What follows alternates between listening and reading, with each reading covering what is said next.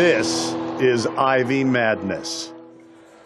Ivy Madness has reached Championship Sunday. The men's and women's titles on the line, and with them, the opportunity to punch a ticket to the NCAA tournament.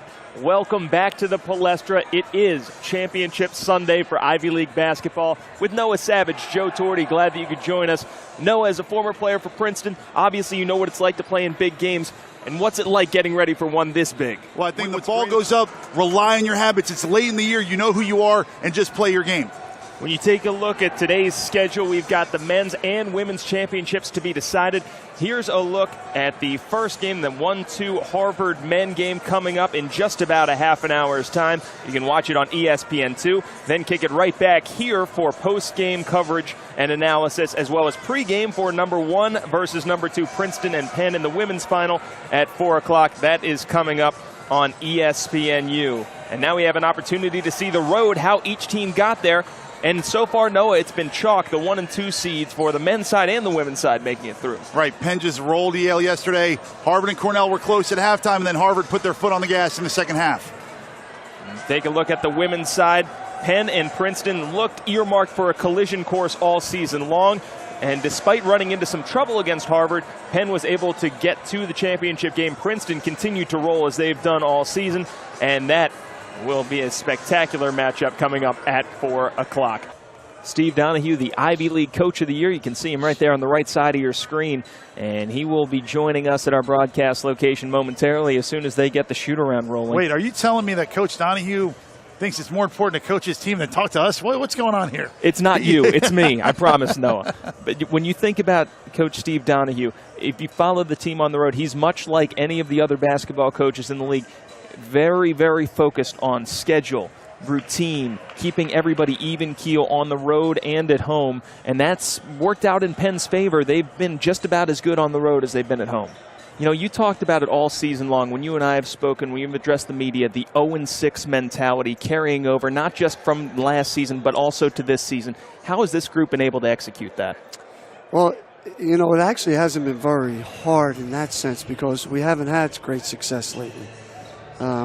So good or bad, they know how much they need to, how hard they have to work to achieve it. And then you throw in an 0-6 start and you're scraping and doing everything you can to get in this tournament.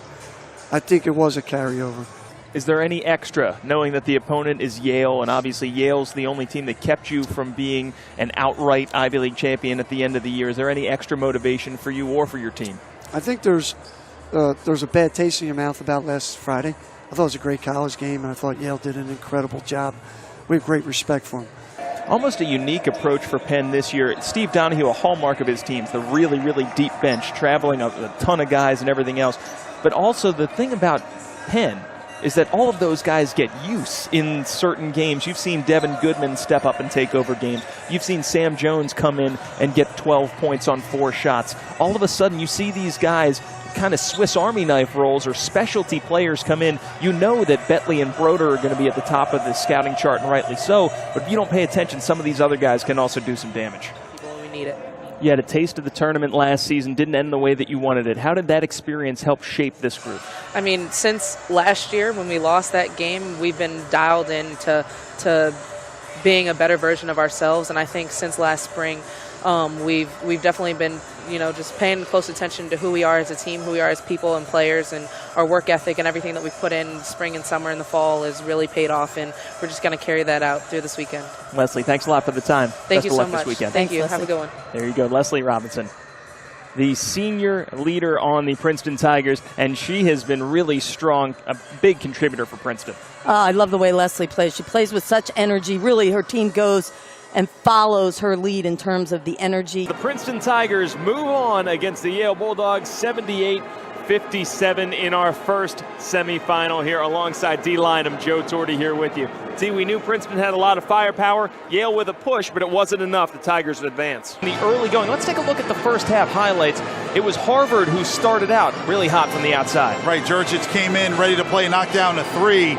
One of the things you think about Rio Haskett, an X-factor, who can step up. He was good in the first half especially. Right, he was great yesterday as well, stepping up, being ready to score and shoot, and the Ivy League Player of the Year certainly lived up to all the hype with that pull-up in the lane. Penn would be heard from, though. They answered with a 13-0 run of their own. Right, and Harvard was 0-6 during that stretch. Foreman with the huge pull-up, followed by Betley stepping into a 3 on the break. Bottoms for Betley. And you take pleasure in proving your own coach wrong. Let's have this party crashed for a second here. We're joined now by Darnell Foreman. His ears must have been burning, heard him talking. And Darnell, have you put down that trophy yet? I've only seen you with it.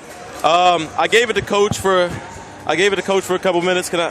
Yeah. For a couple minutes. I gave it to a couple of teammates, but I don't know. I just have an attraction with it.